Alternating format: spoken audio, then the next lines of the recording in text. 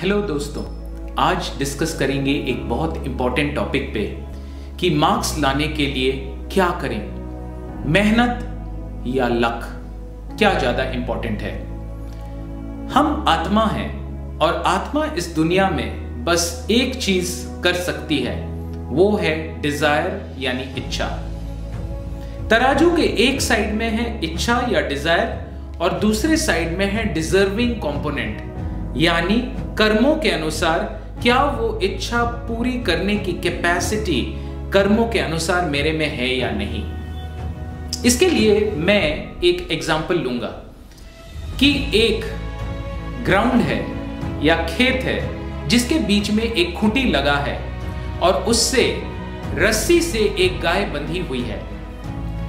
गाय कितना घास खाएगी वो डिपेंड करेगा रस्सी के लेंथ पे, क्योंकि जितना लेंथ है उतना गाय घास खा पाएगी। लेकिन मेरे दोस्तों ध्यान दीजिएगा कि घास उठ के खुद से गाय के मुंह में घुस के नहीं जाएगा, गाय को उठना पड़ेगा और घास को खाना पड़ेगा, क्योंकि घास चारों तरफ कितना है और गाय कितनी घास खाएगी डिपेंड्स कि वो गाय कितनी एक्टिव है। वैसे ही आपके मार्क्स प्री डिस्टिन्ड हैं according to law of karma, यानी कितना मार्क्स मिलेगा। इसमें एक बड़ा लेकिन है, आपको एग्जाम तो देना पड़ेगा, बिना एग्जाम दिए क्या मार्क्स आपको मिलेंगे। गीता में कृष्ण भगवान बोलते हैं कर्मण्यवाधिकारस्ते मा फलेषु कदाचन। Do your best. Don't try to do the best because you may not be able to do the best.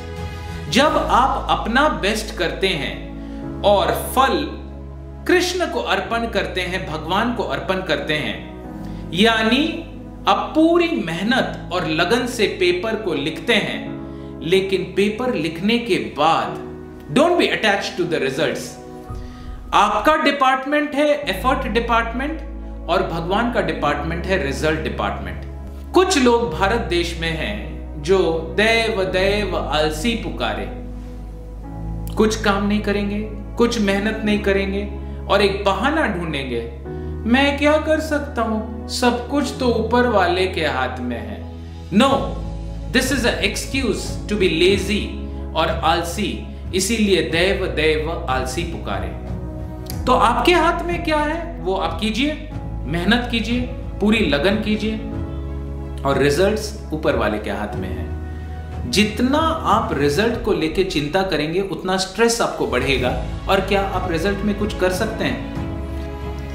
ध्यान दीजिएगा एक बात कि आप अपना पूरा मेहनत और लगन करें, बिकॉज आपका डिपार्टमेंट है एफर्ट डिपार्टमेंट, लेकिन भगवान का डिपार्टमेंट है रिजल्ट डिपार्टमेंट। अब एक छोटी सी बात, एक प्यारी सी बात, एक अच्छा सा होप के साथ मैं इस टॉक को एंड करना चाहता हूं। मान लीजिए कोई कैंची लेके आए और उस रस्सी को काट दे और गाय अब खुले वन में विचरण कर रही है प्रेम के साथ। अब डिसाइडेड नहीं है कि वो कितना घास खाएगी, क्योंकि पूरा वन उसका है।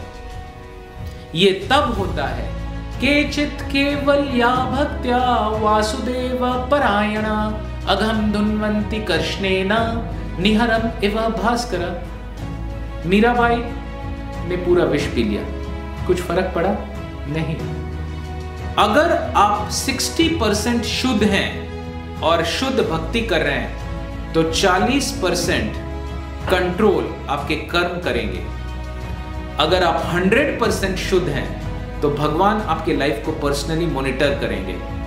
अगर आप 50% शुद्ध हैं तो 50% भगवान मॉनिटर करेंगे और 50% कर्मों के अनुसार मॉनिटर्ड होगा। यानी कृष्ण भगवत गीता में बोलते हैं ये यथा माम प्रपद्यन्ते स्थां तथैव भजाम्यहम्। To the degree you surrender unto me, I personally take care of your life. ऐसे एक परम भक्त, शुद्ध भक्त हैं नारद मुनि। उनकी विष्णु भक्ति देख के उनको विष्णु भगवान ने ऐसा छूट दिया हुआ है कि वो ब्रह्मांड में कहीं भी पहुंच सकते हैं। एक पलक झपकते ही शिवलोक में, पलक झपकते ही गोलोक वृंदावन धाम में, पलक झपकते ही अयोध्या धाम में, पलक झपकते स्वर्गलोक में, पलक झपकते नीचे के लोकों में भी जा सकते हैं। तो आज का ये जो टॉक है, इसका कंक्लूजन क्या है? इसका कंक्लूजन ये है कि जब तक हम पूरी तरह शुद्ध भक्त नहीं बन जाते हैं तो कर्म ही हमारे लाइफ को कंट्रोल करता है।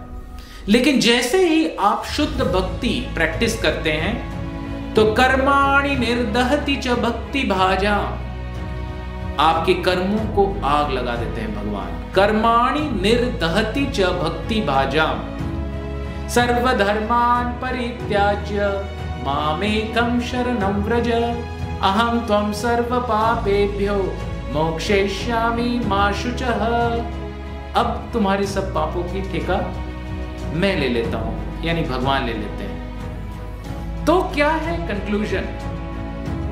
भक्ति बढ़ाइए, कर्म सुधारिए और पूरा मेहनत कीजिए जो भी आपका सिचुएशन है, लेकिन रिजल्ट का टेंशन बिल्कुल नहीं लेना है, पूरा छोड़ देना है। टॉपिक थोड़ा सा कॉम्प्लेक्स है, लेकिन मैंने काफी सिंप्लीफाई करने का कोशिश किया है।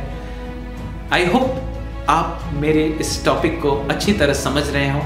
आपको अगर कोई भी प्रश्न हो तो कमेंट बॉक्स में पूछें और इसको मैं पर्सनली आंसर करूंगा।